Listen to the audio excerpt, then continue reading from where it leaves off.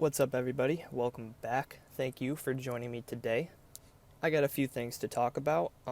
What I did with my ETH trade and what I might do next. I'm gonna give my opinions on the bill that was passed today and the fact that the crypto amendment that we all wanted to pass was not passed. Before we get into that, if at any point you enjoy this video, please consider hitting the like, subscribe, and turning on my post notifications. Really appreciate all the support, everybody. I'm still a super small channel, so any amount of support goes an extremely long way, and I appreciate it. So I guess we will start off with Ethereum. Now, I talked about my long position that I entered yesterday. I closed that out last night. I exited a little bit at about 31.45 and a little bit at like 31.35 for about 35% profit. I was using 5x leverage, so it was a nice little trade. I exited my trade because I saw that on the higher time frames we were printing or looking like we were about to print a bearish divergence. And we have, in fact, gotten a red dot here on the 4 hour.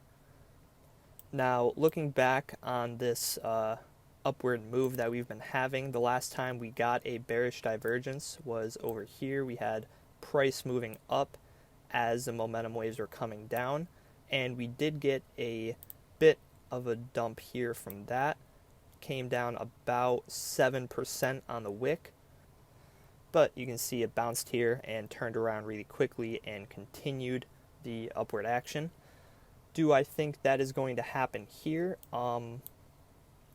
It's a possibility, but I have been saying that we might need to cool down here for just a little bit.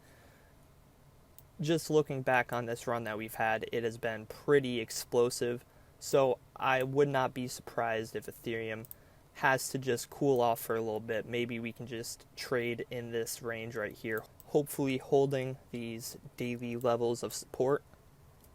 But it is a possibility that we break below those daily levels and hopefully look to hold some of these major support levels.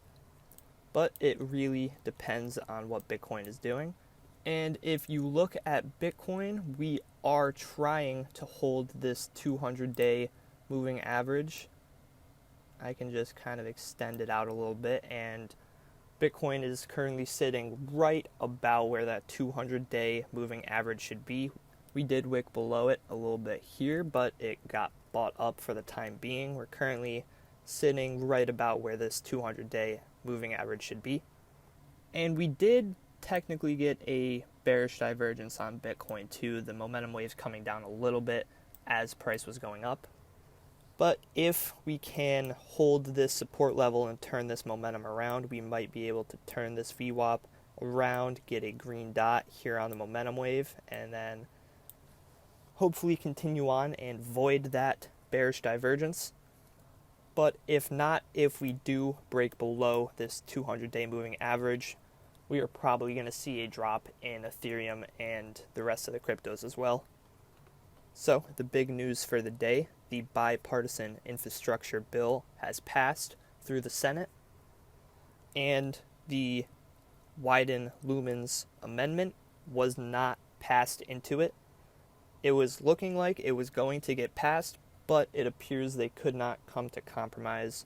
Richard Shelby was in support of the crypto amendment, but he also wanted to add something about defense infrastructure, and it caused both of the amendments to get blocked. Now, from my understanding of this, just because it passed Senate does not mean it's going into law. It still has to go through the House, I believe. And even if this bill gets passed, again, from my understanding, it is still going to take 2 to 3 years before it is actually put into law. There are people in our government, few people, who are going to fight for us nonstop, Cynthia Lumens being one of them. They are going to fight until the day that this is supposed to go into law, until we get the wording of this bill fixed, I do not believe that it is going to stay the way it is for the next 2 to 3 years until it actually goes into law. I believe we're going to get the wording of this changed, and in the long run, this is just going to be another great example of FUD, fear, uncertainty, and doubt, because the way the bill is worded right now would greatly hinder the United States' involvement in the innovation that is taking place. And I don't believe that that is part of any of our lawmakers' agendas. But what does seem to be on their agendas is convincing many people not to take this step into this world of crypto, doing anything they can to convince you to stay with the old, broken financial system instead of taking part of what is likely going to be the new, always improving, global, decentralized economy.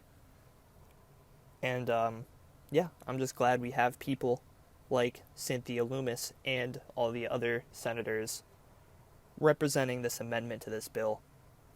It gives me some hope that some people in this government understand why all the innovation in this space is important. Alright guys, thank you so much for watching. If you enjoyed, please consider hitting the like, subscribe, and turning on my post notifications.